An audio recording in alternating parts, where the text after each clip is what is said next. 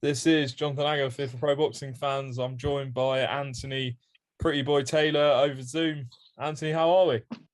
I'm good, man. Just in training camp right now. I'm in Miami with Phil DeRule, conditioning coach. So I'm just staying ready. Back out, big card, December 18th. Before we get into that, let's talk about the last fight, the last experience. How did you find the whole experience on the Jake Paul Tyron Woodley card? And obviously, you fought Tommy Fury. The experience was overwhelmingly amazing.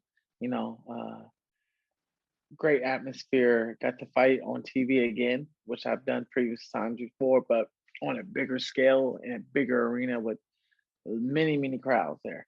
So it was a great experience. Fortunately, I didn't come out, victorious with that win, but I'm looking to come back and get another one on the show. How did you find all the attention all week? It was obviously, on Showtime and it was here on the UK on BT Sport. And, everyone in the world was talking about the event and all the attention was on you guys. How did you sort of adjust to that? Was it strange? Was it natural for you? I'm what you call an attention whore. The more people there is, the much better I perform. The more I like it. I like the attention. I like the media. I like talking to people. It's just my personality.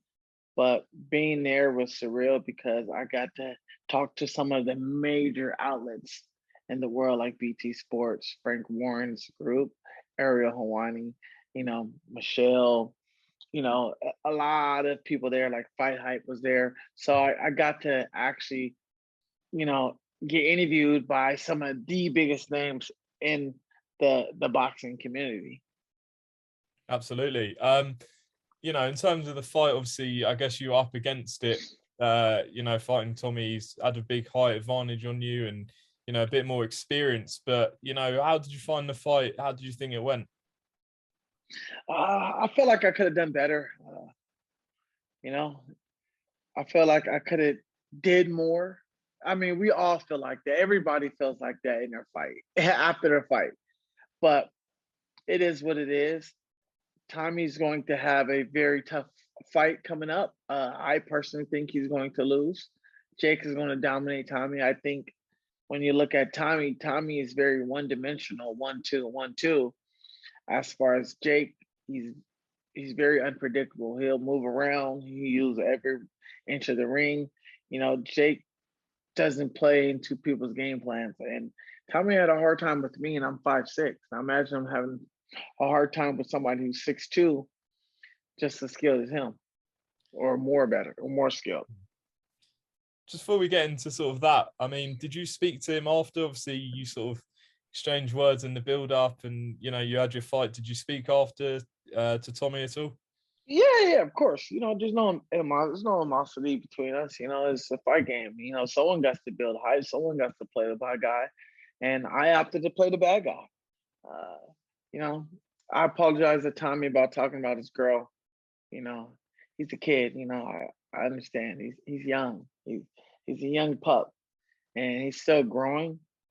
But it is what it is. I'm not worried about it. But Tommy's a cool guy. So all beef squashed. You're all Yeah, good. all be squash. Yeah. I'll do a little trash talking here and there just to help hype up the fight and build it. But nothing personal. Sure, sure. In terms of Tommy, I know obviously you believe Jake will win the fight, but what would you say impressed you, if anything, with Tommy Fury in the fight against you? Nothing. If you want my honesty, nothing. I mean, I didn't see skill set, no cardio, nothing that was dangerous to put me in a bad position. Nothing. Tommy is just only thing Tommy had was a height against me. That was it. That's all you can say was only impressive was his height. Anything else, nothing impressive. Do you think he maybe hasn't shown everything though? Do you think, he's going to show more when it comes to December 18th? Well, Tommy doesn't have knockout power. I will tell you that. He doesn't. And that's just I don't know if it's just me and it's just me being a tough SOB, but who knows what Tommy has in the arsenal. I'm not gonna sit here and badmouth badmouth Tommy the whole interview, but as fighters, we always look to improve every fight, and I think Tommy will improve tremendously this next fight, and he'll try to adjust to Jake Paul. Same thing as Jake. He's going to probably do the same thing. He's going to try to adjust, and he's going to do tremendously in his camp. It's going to be a good fight. You know, I see Tommy coming out doing some new things. I see Jake coming out doing some new things.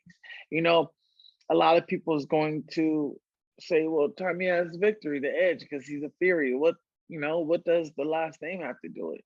It's about that person's work ethic. Are you going to be sparring Jake for the fight? Nah, not absolutely nah. Jake needs sparring partner, that simulates Tommy himself. I wouldn't make a good sparring partner who simulates Tommy because I'm short. But right now I'm in camp with my team in my camp, and we're doing things good. Obviously, from you sparring Jake in the past, and obviously you fought Tommy. In terms of sort of comparing the two, I know obviously sparring is different to the fight, but how would you compare the speed, the power, the skill set at all? What's your take on it all? If we're gonna, it's gonna be the outcome is going to be like Joshua versus Usyk. That's how it's going to look. If you want to see how the fight's going to look, it's going to be like that. Jake is going to fight like Usyk, and Tom is going to fight like Joshua. It's going to look exactly like that.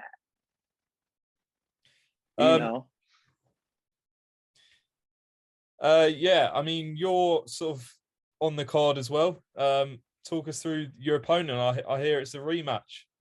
Yeah, Chris Avila. I don't like the guy. I would say all my opponents. This is very interesting because you're the first person to actually tell me this. I've never been that type of guy to really like push hate on anybody, but this guy, Chris Avila, I hate this guy.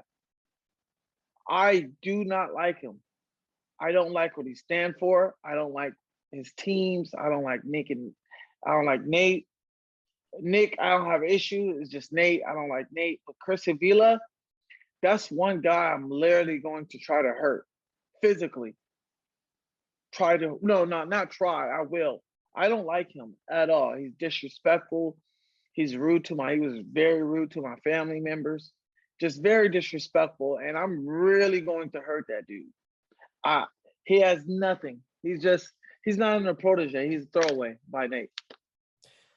All right. So in terms of sort of you two, how did sort of the rivalry start? How did the first fight go, and what's going to be different with this one? Well, the first fight, how it all started was this was when AJ was in a tournament fighting Georgie Carhania and Bellator in Los Angeles. Nate was there. This was before Nate fought Jorge Masvidal. I approached Nate, hey, good luck on your fight, Nate. He's like, thanks. I saw Chris, try to be formal, introduce myself to his teammates, what's going on. He just gave me that look, that mug. And like, man, who is you? And I said, okay, I'm gonna fight you, watch. So then they set the fight up.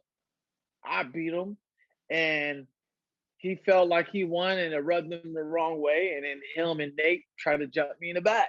Nate threw a water bottle at me, famously known for throwing water bottles at me.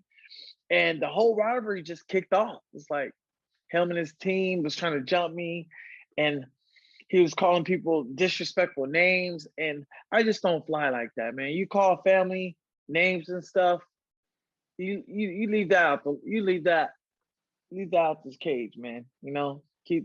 Let's keep everything in the cage. But he disrespected me on so many platforms, and I'm looking to really hurt this guy physically. In terms of sort of, you've put it on your Instagram in the past, and you've been quite open about sort of, your battle back from mental health and how you've got to this position. How proud are you of yourself for getting yourself back into this position and fighting on the biggest stage on these massive cards? You must be pleased with how you've progressed. Oh, definitely. A lot of people can get through what I went through, but a lot of people can't. And I try to stay positive. There was a saying, thinking positive will improve any situation. And that's how I look at things. I tell myself, it ain't that serious. It ain't that serious. And me being so charismatic and flamboyant, I was able to turn those negatives into positives when I was on a losing streak, when I was 2-5 in my MMA career. I started thinking positive more. I started training healthier, smarter. Then I went on a 5-fight win streak. And I'm like, okay, I got something going on right here. Maybe if I keep the same formula, something might happen. Then I met Jake. Then Jake got me into boxing. I credit Jake a lot because he's the one who got me into boxing. You know, I never even thought I would box ever again. And Jake was like, let's get you into boxing opportunity. Hey, come make money with me. Stop. Don't go to the UFC. Don't try to make money there. Come make money with me. I'll show you the ropes, how to make some money off of social media and more money, what boxing does and what I can help out. And that's what I did. I went with Jake and he opened doors for me. And I'm grateful for it. I will always forever be grateful to Jake. People can criticize and talk bad about me, and I can care less. Jake is a good guy. He really helped my career out a lot financially. And I'm just looking to continue my legacy and keep on doing what I'm doing. I'm the first MMA fighter in history to not be signed to any major promotion like UFC, Bellator, and fight on Showtime pay-per-view twice in a row. I mean, just touching on that, obviously, Jake, you said, helped you and, got you on these big cards, and he's helping other fighters like Amanda Serrano, with her career. What is he like in terms of sort of a friend, a mentor, outside of the cameras rolling? How would you describe sort of Jake and your relationship with him? Jake has a funny personality. He's charismatic. He's entertaining and funny. Jake is a very nice guy. Nice guy.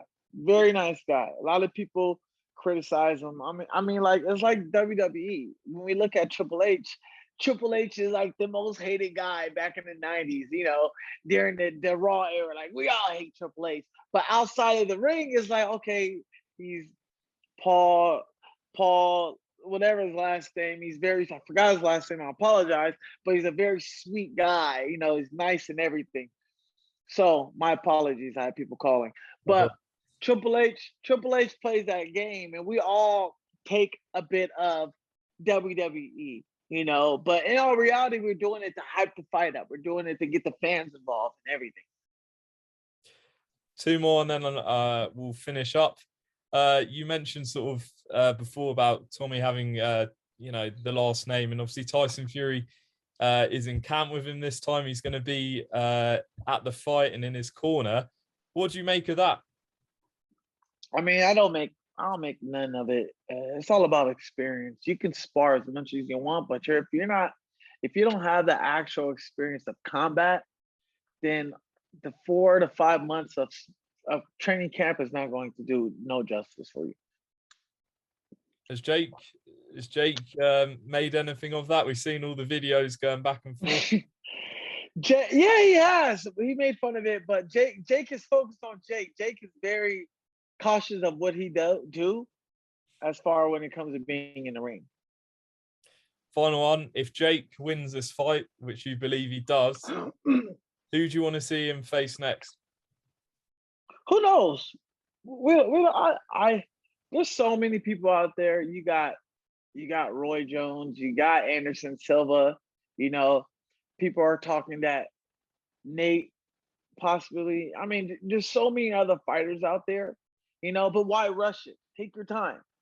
Canelo's not rushing it when he first started, and look where Canelo's at. I mean, look at the progression that Jake has done for the sport of boxing around the time. Whenever you hear Jake Paul fight, the world stops.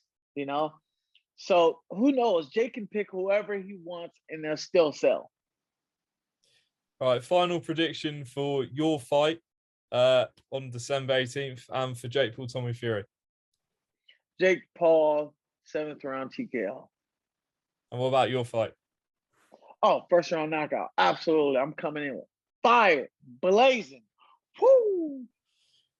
All right, Anthony Taylor, appreciate you coming on again, talking to pro boxing fans. Look forward to seeing the whole card on December 18th. It's going to be a good one. And yeah, best of luck with the last few weeks of training.